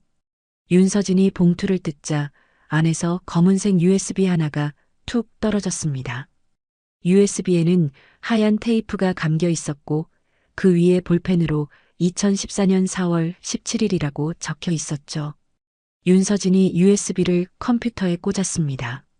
파일 하나가 들어 있었죠. 동영상 파일이었습니다. 재생 버튼을 누르자 화면에 어두운 도로가 나타났습니다. 화면 왼쪽 하단에 날짜와 시간이 찍혀 있었죠. 2014년 4월 17일 1시 47분. 방범용 CCTV 영상이었습니다. 화질은 거칠었지만 도로의 윤곽은 알아볼 수 있었죠. 카메라가 비추는 곳은 건물 외벽이었고 건물 앞으로 좁은 농로가 지나가고 있었습니다. 영상이 30초쯤 흘렀을 때 화면 오른쪽에서 트럭 한 대가 불빛을 끈 채 천천히 지나갔죠. 윤서진이 영상을 멈추고 트럭이 찍힌 프레임을 확대했습니다. 화질이 뭉개졌지만 트럭의 전체 윤곽과 적재함 형태는 식별할 수 있었죠. 흰색 봉고 트럭, 적재함 왼쪽에 무언가 검은 글씨가 적혀 있었습니다. 윤서진이 화면을 최대한 끌어당겼죠. 글씨의 일부가 보였습니다. 한소농, 한소율 농장. 윤서진이 낮은 목소리로 읽었습니다. 오정환이 11년째 몰고 다니는 바로 그 봉고 트럭이었죠. 영상을 다시 재생하자 트럭은 곧자왈 방향의 농로로 빠져나갔습니다. 적재함 위에 천막이 덮여 있었고 천막 아래로 불룩 튀어나온 무언가의 윤곽이 희미하게 잡혔죠. 윤서진이 영상을 처음부터 다시 돌려보며 CCTV가 설치된 건물을 확인했습니다. 화면 구석에 고영철 수산이라는 간판 글씨가 흐릿하게 보였죠. 윤서진이 곧장 마을 주민 명부를 뒤졌습니다. 고영철, 1959년생, 한경면 저지리 거주, 직업 수산물 가공공장 운영. 한소율의 농장에서 800m 거리에 공장을 두고 있었죠. 윤서진이 고영철의 연락처로 전화를 걸었습니다. 신호음이 울리다가 현재 사용하지 않는 번호입니다라는 안내 음성이 흘러나왔죠. 다시 주민등록 조회를 돌렸습니다. 화면에 뜬 결과를 본 윤서진의 손이 멈췄죠. 사망, 2023년 9월 14일, 부산광역시 해운대구. 고영철은 2년 전에 이미 죽어 있었습니다. 윤서진은 부산경찰청에 공조 요청을 넣어 고영철의 사망 기록과 금융통화 기록을 요청했고 사흘 뒤 기록들이 도착했습니다. 윤서진이 강력계 책상에 기록들을 펼쳤죠. 먼저 금융 기록을 훑었습니다. 고영철의 부산 계좌에는 2014년 5월부터 매달 150만 원이 꼬박꼬박 입금되어 있었죠. 입금자는 오정환이었습니다. 윤서진이 볼펜으로 입금 내역의 줄을 그으며 세어나갔습니다. 2014년 5월부터 2023년 8월까지 한 달도 빠짐없이 일일열의회. 총액 1억 6,800만 원이었죠. 10년 가까이 매달 150만 원씩. 이건 빚을 갚은 게 아니야. 윤서진이 수첩에 적으며 중얼거렸습니다. 입막음 값이지. 다음으로 통화 기록을 확인했습니다. 고영철이 사망하기 열흘 전인 2023년 9월 4일부터 사망 전날인 9월 13일까지의 기록이었죠. 9월 4일 발신 10으로 시작하는 번호, 통화시간 7분. 9월 7일 착신, 같은 번호, 통화시간 23분. 9월 10일 발신, 같은 번호, 통화시간 4분. 9월 13일 착신, 같은 번호, 통화시간 31분. 사망 전 열흘 동안 같은 번호와 4차례 통화한 기록이었습니다. 윤서진이 그 번호를 조회했죠. 명의자 서진우, 주소 서울특별시 강남구. 윤서진이 서진우라는 이름을 검색했습니다. 화면에 뜬 정보를 보는 순간 윤서진의 눈이 좁아졌죠. 서진우, 배상훈이 운영하는 리조트 개발업체의 전무이사였습니다. 윤서진이 의자에서 벌떡 일어나 화이트보드 앞으로 갔습니다. 기존에 적어둔 배상훈 이름 아래에 서진우, 전무이사를 추가하고 고영철과 붉은 선으로 연결했죠. 고영철이 죽기 직전에 배상훈 쪽 사람이랑 통화를 했다. 윤서진이 보드를 바라보며 턱을 괴었습니다. 고영철은 CCTV 영상으로 오정환의 범행을 알고 있었고 그 대가로 11년 가까이 매달 150만 원을 뜯어냈으며 어느 시점에서 배상훈 측과도 접촉했다가 죽었죠. 단순한 실족사로 보기에는 타이밍이 너무 절묘했습니다. 윤서진이 부산 해운대경찰서 담당 형사에게 다시 전화를 걸었죠. 고영철 씨 사건 재조사를 요청드리고 싶습니다. 재조사요? 근거가 뭡니까? 고영철 씨가 사망 직전에 통화한 상대가 제주 리조트 개발업체 임원입니다. 그리고 이 업체 대표가 저희 사건의 핵심 관련자예요. 11년간 오정환으로부터 입막음돈까지 받고 있었고요. 수화기 너머에서 잠시 침묵이 흐르다가 담당 형사의 목소리가 돌아왔습니다. 알겠습니다. 사건 파일 다시 꺼내서 검토해 보겠습니다. 부검 소견도 재확인하죠. 전화를 끊은 윤서진이 사무실 창밖을 바라보았습니다. 오정환의 이름 주변으로 붉은 선이 빽빽하게 이어진 화이트보드가 유리창에 비쳤죠. 오정환, 고영철, 배상훈, 서진우. 4개의 이름이 보이지 않는 실로 연결되어 있었습니다. 윤서진이 화이트보드에 새로운 질문을 하나 적었죠. 고영철은 왜 부산으로 갔나? 누가 보냈나? 부산 공조수사 결과를 받아든 지 이틀 뒤 윤서진은 불턱에서 발견한 차용증과 토지 위임장을 근거로 배상훈의 리조트 개발 현장에 대한 압수수색 영장을 신청했습니다. 법원은 이틀 만에 영장을 발부했죠. 한림읍 해안가에 자리 잡은 리조트 개발 현장은 규모부터 남달랐습니다. 공사가 절반쯤 진행된 본관 건물 옆으로 대형 크레인 3대가 하늘을 찌르고 있었고 현장 사무소만 해도 컨테이너 8동이 나란히 늘어서 있었죠. 윤서진이 팀원 3명, 감식반 요원 2명과 함께 현장 사무소 정문 앞에 섰습니다. 경비원이 달려와 앞을 막았죠. 여긴 관계자 외 출입 금지입니다. 윤서진이 영장을 펼쳐 경비원의 눈앞에 내밀었습니다. 제주서 부경찰서입니다. 법원이 발부한 압수수색 영장입니다. 비켜주십시오. 경비원이 무전기에 대고 다급하게 뭔가를 말했지만 윤서진은 기다리지 않았죠. 현장 사무소 중앙에 위치한 가장 큰 컨테이너, 배상훈의 현장 집무실로 곧장 들어갔습니다. 집무실 안에는 넓은 책상과 가죽의자, 벽면 가득 걸린 리조트 조감도가 눈에 들어왔죠. 윤서진이 팀원들에게 지시했습니다. 책상 서랍, 캐비닛, 금고 전부 열어 부동산 거래 관련 서류는 죄다 압수한다. 팀원들이 서랍을 열고 서류를 꺼내기 시작했죠. 그때 사무소 문이 벌컥 열리며 양복 차림의 남자 둘이 뛰어들어왔습니다. 앞쪽에 마른 체격에 날카로운 인상의 남자가 명함을 내밀었죠. 법무법인 한성, 배상훈 회장님 법률 대리인입니다. 영장 범위를 확인하겠습니다. 윤서진이 영장 사본을 건넸습니다. 변호사가 안경 너머로 영장을 훑어보더니 즉시 목소리를 높였죠. 이 영장은 한소율 씨 관련 부동산 거래 서류에 한정되어 있습니다. 그 외 서류는 압수 대상이 아닙니다. 압수 대상 여부는 현장에서 저희가 판단합니다. 판단이 아니라 월권입니다. 영장 범위 밖의 서류에 손대면 즉시 준항고 넣겠습니다. 변호사가 팀원 한 명이 열고 있던 캐비닛 앞을 가로막았죠. 윤서진이 변호사를 정면으로 바라보며 한 발 다가섰습니다. 영장에 적힌 대로 한소율 씨 관련 부동산 거래 서류를 수색하는 겁니다. 어떤 서류가 관련 있고 없는지는 열어봐야 아는 거 아닙니까? 변호사가 입을 다물었죠. 반박할 논리가 없었기 때문이 아니라 윤서진의 눈빛이 한치도 물러설 생각이 없음을 읽었기 때문이었습니다. 2시간에 걸친 수색 끝에 캐비닛 맨 아래 서랍에서 결정적인 서류가 나왔죠. 투명 파일에 담긴 부동산 매매 계약서 묶음이었습니다. 윤서진이 계약서를 한 장씩 넘겼죠. 매도 일란에는 마을 노인들의 이름이 적혀 있었고 매수 일란에는 배상훈 또는 배상훈의 개발업체 법인명이 적혀 있었습니다.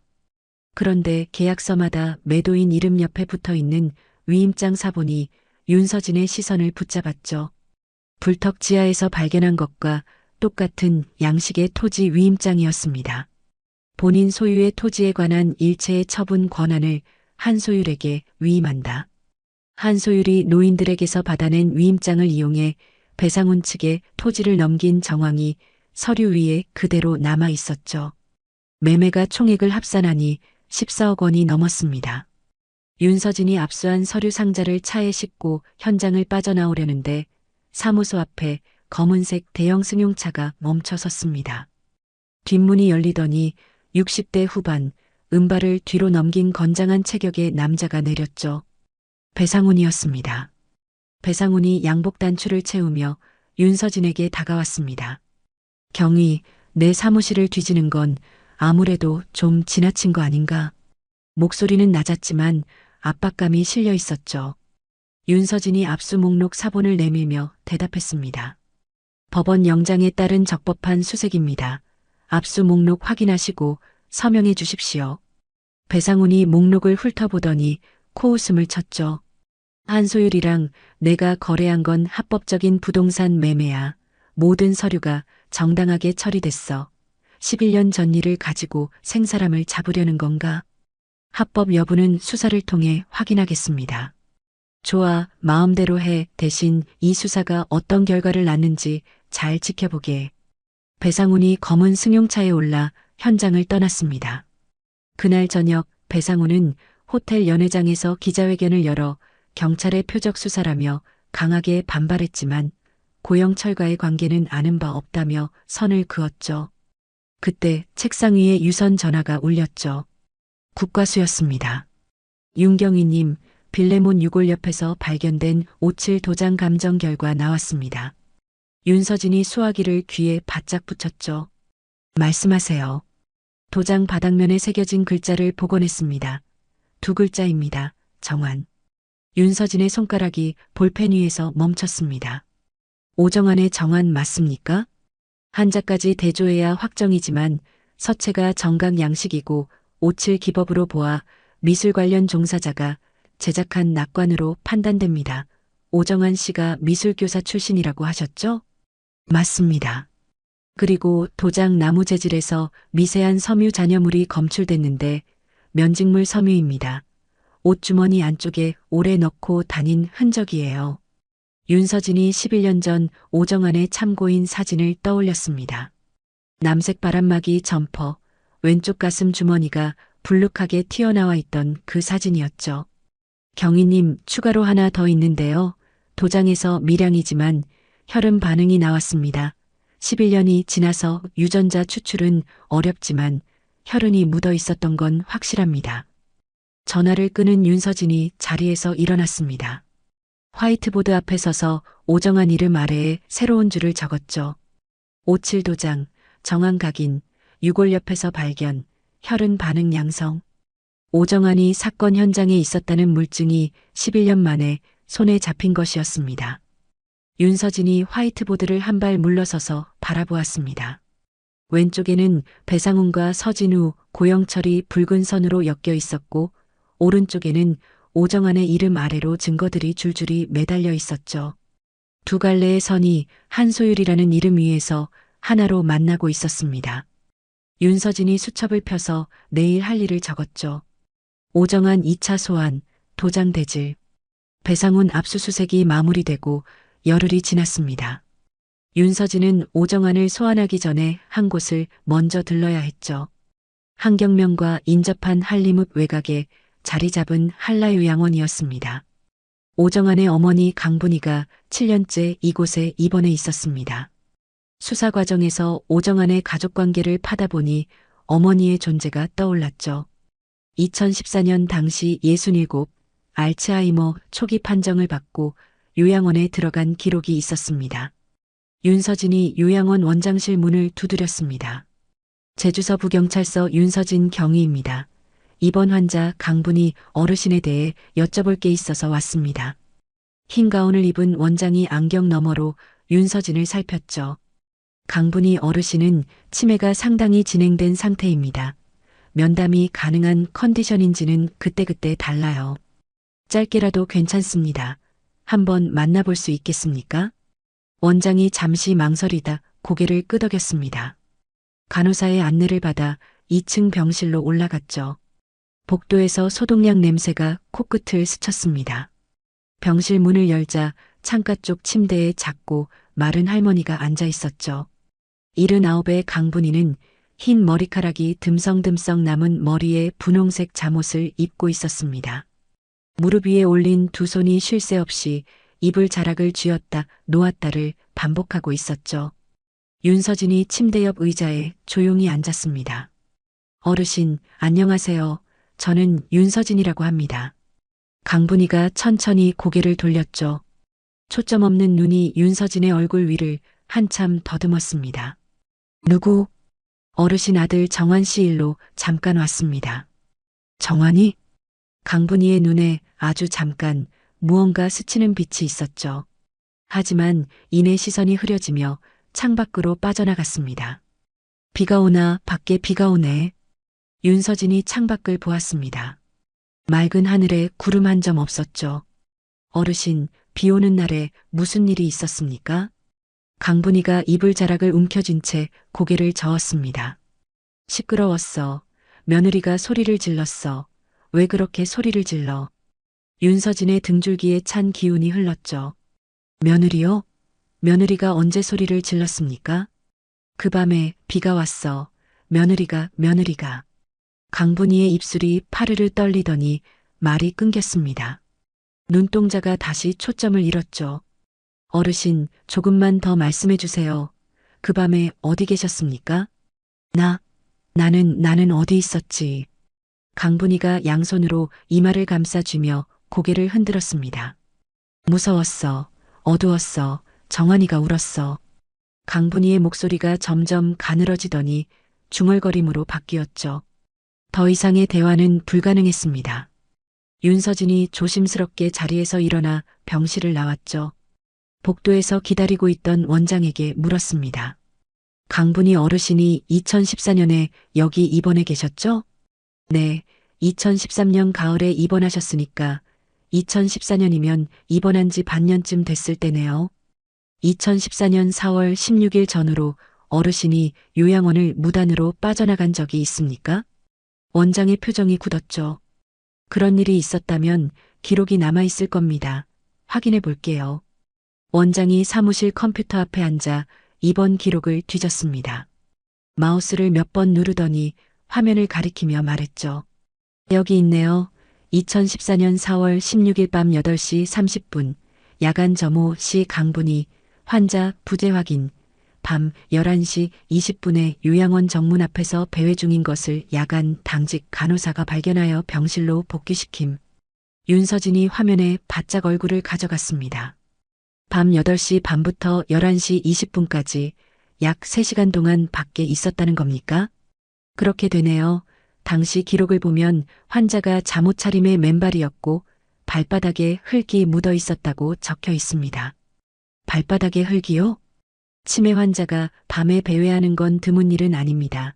다만 이 기록 뒤에 보호자 연락 사항이 있는데 아들 오정환 씨에게 전화했으나 연결되지 않았다고 되어 있네요. 윤서진이 기록 화면을 사진으로 찍었습니다. 요양원에서 농장까지의 거리를 머릿속으로 계산했죠. 걸어서 1시간 반 남짓. 초기 치매 환자가 밤에 걸어서 다녀올 수 있는 거리였습니다. 게다가 강분이는 시집와서 40년 넘게 그 농장에서 살아온 사람이었죠. 몸이 기억하는 길이었습니다. 윤서진이 요양원 CCTV와 그날 밤 강분이를 태워준 차량이 있었는지 다시 확인하기로 마음먹었습니다. 윤서진은 곧장 경찰서로 돌아와 오정환을 소환했습니다.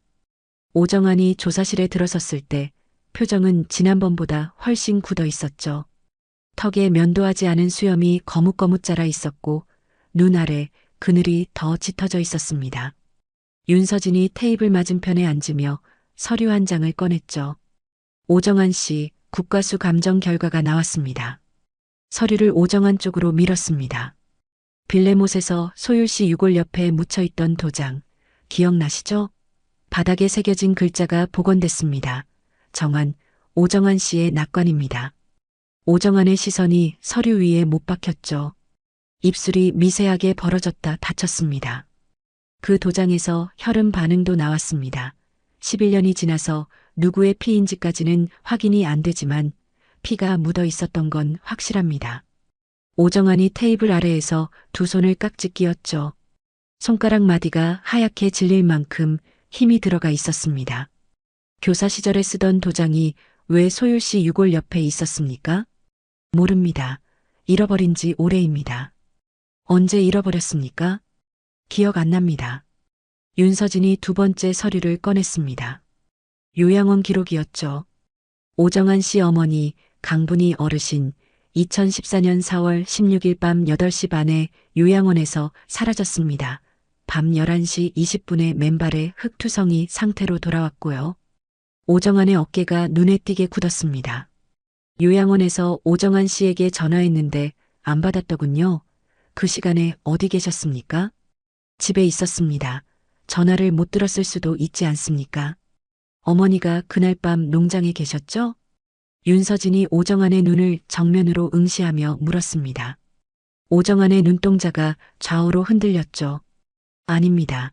엄마는 요양원에 계셨습니다. 요양원 기록에는 3시간 동안 밖에 있었다고 나와 있어요. 발바닥에 흙이 묻어 있었고 잠옷 차림이었어요. 걸어서 갈 수 있는 거리가 아닌데 어떻게 그 시간에 농장까지 왔을까요? 엄마는 치매 환자입니다. 아무데나 돌아다닐 수 있지 않습니까? 오정환이 의자에서 반쯤 일어서며 소리쳤습니다. 윤서진은 목소리를 낮추지 않았죠. 오늘 어머니를 만나고 왔습니다. 어르신이 이런 말씀을 하시더군요. 그 밤에 비가 왔다. 며느리가 소리를 질렀다. 정환이가 울었다. 오정환의 얼굴에서 핏기가 빠졌습니다. 치매 환자의 말을 어떻게 믿습니까? 엄마는 지금 자기 이름도 잘 못 외우는 분이에요. 그렇다면 왜 11년이 지난 지금까지도 그 밤을 기억하고 있을까요? 치매 환자가 잊지 못할 만큼 강렬한 일이 있었기 때문 아닙니까? 오정환이 두 손으로 머리를 감싸쥐었습니다. 어깨가 들썩이기 시작했죠. 윤서진이 다음 질문을 이으려는 순간 오정환이 갑자기 테이블 위에 볼펜을 움켜쥐었습니다. 볼펜 뚜껑을 이빨로 물어뜯어 뽑더니 뾰족한 심끝을 자기 목 쪽으로 가져갔죠. 더 이상 못합니다. 차라리 나를. 윤서진이 반사적으로 테이블을 짚고 몸을 날려 오정환의 손목을 양손으로 움켜잡았습니다. 나요. 오정환이 발버둥 쳤지만 윤서진이 손목을 비틀어 볼펜을 떨어뜨렸죠. 볼펜이 조사실 바닥에 부딪혀 통통 튀었습니다. 윤서진이 오정환의 손목을 놓지 않은 채 낮은 목소리로 말했습니다. 오정환 씨, 이러면 안 됩니다. 오정환이 힘없이 의자로 주저앉았죠. 두 팔을 테이블 위에 늘어뜨린 채 이마를 내리박았습니다. 어깨가 잔뜩 움츠러든 채 거칠게 숨을 몰아쉬었죠. 윤서진이 조사실 문을 열고 복도에 대기 중이던 팀원에게 지시했습니다. 조사실 안에 날카로운 물건 전부 치워, 그리고 당직 의무관 불러. 다시 오정환 맞은편에 앉은 윤서진이 목소리를 한 톤 낮췄습니다. 오정환 씨, 당신이 숨기고 있는 건 당신 자신의 일만이 아니죠? 오정환이 천천히 고개를 들었습니다. 충혈된 눈에 눈물이 고여 있었죠. 그날 밤 어머니가 농장에 계셨습니다. 오정환의 목소리가 종이장처럼 얇게 갈라졌습니다. 엄마는 아무것도 몰라요. 아무것도 기억 못합니다. 제발 엄마는 건드리지 마십시오. 윤서진이 오정환의 눈을 가만히 들여다보았습니다. 오정환의 눈 속에서 읽히는 것은 자기 자신에 대한 두려움이 아니었죠. 다른 누군가를 끝까지 지키겠다는 이빨로 볼펜 뚜껑을 뜯어낼 만큼 처절한 각오였습니다. 윤서진이 수첩을 덮으며 자리에서 일어났습니다. 오늘은 여기까지 하겠습니다. 다만 오정환 씨, 진실은 결국 나옵니다. 조사실을 나온 윤서진이 복도 끝 창가에 서서 한참 동안 바깥을 바라보았죠. 요양원 침대에서 이불자락을 쥐락펴락하던 강분이 할머니의 떨리는 손과 조사실에서 볼펜을 움켜쥐던 오정환의 떨리는 손이 겹쳐 보였습니다. 윤서진이 주머니에서 수첩을 꺼내 한 줄을 적었죠. 오정환은 어머니를 지키고 있다. 그날 밤 강분이가 한 일을 대신 짊어지려 한다. 다음 날 아침 오정환이 스스로 경찰서를 찾아왔습니다. 민원실 경찰관에게 윤서진 경위를 만나겠다고 말했죠. 연락을 받고 내려온 윤서진은 로비 의자에 앉아 있는 오정환을 보았습니다. 어젯밤 잠을 자지 못한 듯 눈이 벌겋게 부어 있었고 옷은 구겨질 대로 구겨져 있었죠. 오정환이 윤서진을 보자마자 자리에서 일어섰습니다. 할 말이 있습니다. 윤서진이 고개를 끄덕이며 조사실로 안내했죠. 녹음기에 빨간 불이 켜지자 오정환이 천천히 입을 열었습니다. 그날 밤 엄마가 농장에 왔습니다. 윤서진은 아무 말 없이 기다렸죠. 2014년 4월 16일이었습니다. 세월호 뉴스가 하루 종일 나오고 있었어요. 오정환이 테이블 위에 올린 두 손을 가만히 내려다보았습니다. 저녁 9시쯤 소율이한테 얘기를 꺼냈습니다. 엄마 요양비를 좀 올려달라고 요양원에서 등급이 바뀌어서 한 달에 180만 원이 필요하다고 했죠. 오정환의 목소리가 가늘게 갈라졌습니다. 소율이가 뭐라고 했는지 아십니까? 당신이 술만 안 퍼마셨으면 교사 월급으로 충분히 냈을 거라고 자기 돈은 한 푼도 없다고 했습니다. 그래서 다투신 겁니까? 네, 크게 싸웠습니다. 소율이가 나가라고 소리를 질렀고 저는 거실에서 쫓겨나서 마당에 앉아 있었습니다. 오정환이 두 손을 깍지 끼었죠. 손가락 마디가 하얗게 질렸습니다. 밤 10시가 넘어서 창고 쪽에서 소리가 났습니다. 소율이가 비명을 지르는 소리였어요. 윤서진이 몸을 앞으로 기울였죠. 창고로 뛰어갔습니다. 오정환이 눈을 감았습니다. 문을 열었더니 엄마가 서 있었습니다. 잠옷차림의 맨발이었어요. 창고에 걸려있던 호미를 손에 쥐고 있었고 소율이가 바닥에 쓰러져 있었습니다. 조사실 안이 조용해졌죠. 벽에 걸린 시계의 초침 소리만 또박또박 울렸습니다. 엄마는 벽 구석에서 덜덜 떨고 있었습니다. 눈에 초점이 없었어요. 제가 누군지도 자기가 뭘 했는지도 모르는 상태였습니다. 한소율 씨의 상태는 어땠습니까? 맥박을 짚어봤습니다. 오정환이 테이블 위에서 오른손을 들어 왼쪽 손목 위에 가져다 대는 신용을 했죠. 약하지만 뛰고 있었습니다. 살아 있었어요. 윤서진의 눈이 좁아졌습니다. 살아 있었는데 병원에 안 데려간 겁니까? 오정환이 고개를 떨궜죠. 병원에 데려가면 엄마가 한 일이 드러나니까요. 치매 환자라도 사람을 다치게 하면 엄마 이름으로 기록이 남잖습니까? 엄마가 그런 취급을 받는 걸 견딜 수가 없었습니다. 그래서 어떻게 했습니까? 엄마를 집으로 데려다 눕히고 다시 창고로 돌아왔습니다. 소율이를 포대에 넣었습니다. 오정환의 목소리가 거의 속삭임에 가까워졌죠. 트럭에 싣고 곶자왈로 갔습니다. 빌레목 가장자리에 내려놓고 밀었습니다. 윤서진이 볼펜을 쥔 손에 힘을 주었습니다. 밀었을 때 소율 씨가 살아있다는 걸 알고 있었습니까? 오정환이 고개를 끄덕이지도 젖지도 않았죠. 두 손으로 얼굴을 감싸쥐더니 어깨가 격하게 들썩이기 시작했습니다. 빌레못 아래에서 소리가 들렸습니다. 오정환의 입 사이로 끊어진 말이 흘러나왔죠. 정환 씨 하고 불렀습니다. 소율이 목소리였어요. 윤서진의 펜이 멈췄습니다. 저는 귀를 막고 바위를 굴려서 입구를 막았습니다.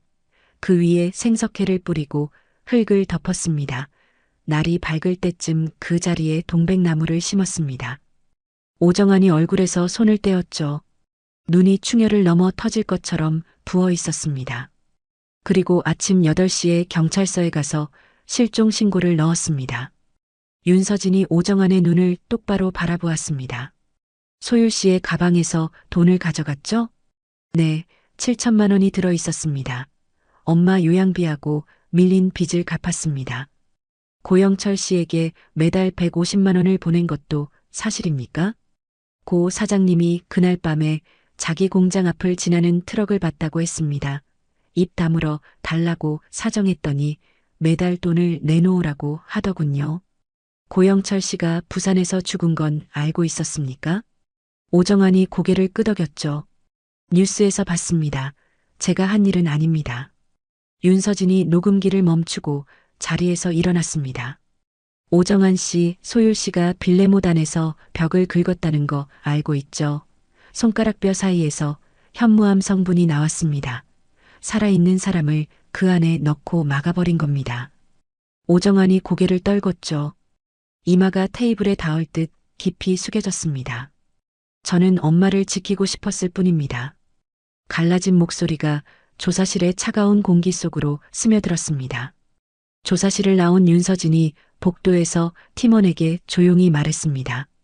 생석회는 저녁 7시에 샀어. 어머니 일이 밤 10시에 벌어졌다는 자백이 사실이라면 앞뒤가 같지 않아. 그럼 오정환이 아직도 뭔가 숨기고 있다는 말씀입니까?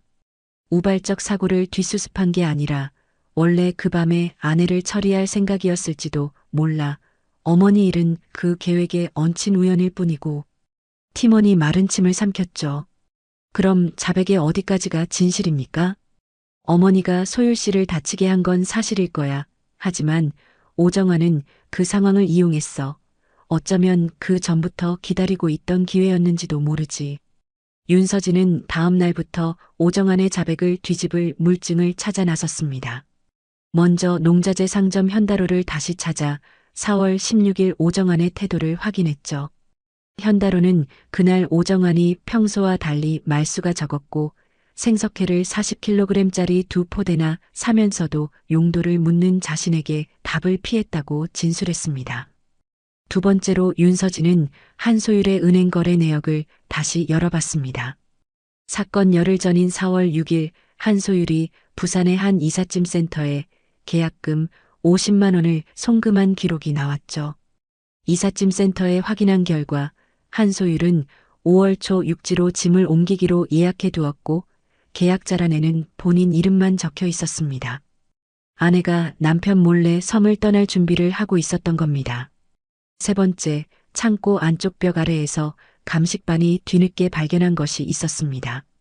시멘트색이 미세하게 다른 부분을 뜯어내자 그 아래에서 부러진 호미자루와 함께 오정환의 지문이 찍힌 목장갑 한 켤레가 나왔죠. 목장갑에는 한소율의 혈흔이 남아 있었고 손바닥 안쪽에 생석회 성분이 검출됐습니다. 윤서진은 이 세 가지 증거를 들고 다시 오정환을 소환했습니다. 서류를 내려놓기도 전에 오정환이 두 손으로 얼굴을 감쌌죠. 소율이가 나를 떠나려 했습니다. 돈은 전부 자기 이름으로 옮겨놓고 저한테는 아무것도 남기지 않을 생각이었어요. 그날 낮에 이삿짐 견적서를 우연히 봤습니다. 오정환의 목소리가 갈라졌습니다. 저녁에 생석회를 사러 갔습니다. 밤에 소율이를 창고로 불러내서 끝낼 생각이었어요. 그런데 창고에 먼저 엄마가 와 있었습니다. 엄마가 소율이를 먼저 쓰러뜨린 건 사실입니다. 하지만 그때 소율이는 아직 숨이 붙어 있었고 그걸 끝낸 건 저였습니다. 녹음기에 빨간 불이 깜빡였습니다. 11년 만에 진짜 자백이 조사실 공기 속에 흘러나왔죠. 검찰은 오정환을 살인 및 사체유기 혐의로 기소했고 재판은 반년에 걸쳐 진행됐습니다. 2026년 1월 제주지방법원 대법정은 방청객으로 빈자리가 없었습니다. 판사가 판결문을 펼쳤죠. 피고인 오정환은 살인 및 사체유기 혐의가 모두 인정되므로 무기징역에 처한다. 방청석 여기저기서 한숨이 새어나왔습니다. 오정환은 피고인석에서 미동도 없이 앞을 바라보았죠. 교도관 2명이 오정환의 양팔을 잡고 일으켜 세웠습니다. 법정을 나서기 직전 오정환이 고개를 돌려 방청석 한쪽을 바라보았죠. 그곳에는 아무도 없었습니다. 어머니 강분이는 법정에 올 수 없는 사람이었으니까요. 오정환이 빈자리를 향해 고개를 살짝 숙이더니 등을 돌렸습니다. 같은 달 검찰은 강분이에 대해 심신상실을 이유로 불기소 처분을 내렸죠. 알츠하이머가 깊어질 대로 깊어진 79의 할머니에게 형사 책임을 물을 수 없다는 판단이었습니다. 배상우는 별도 재판에 넘겨졌죠.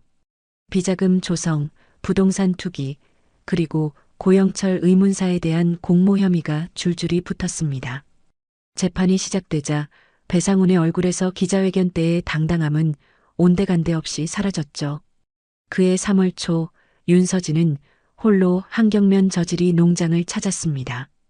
대문은 경찰 봉인 테이프가 감긴 채 닫혀 있었죠. 마당에는 주인을 잃은 감귤이 가지에 매달린 채 쪼글쪼글 말라 있었습니다. 윤서진이 농장 뒤편 곶자왈 숲길을 걸어 빌레못으로 향했죠. 빌레못은 수사가 끝난 뒤 시멘트로 봉쇄되어 있었습니다.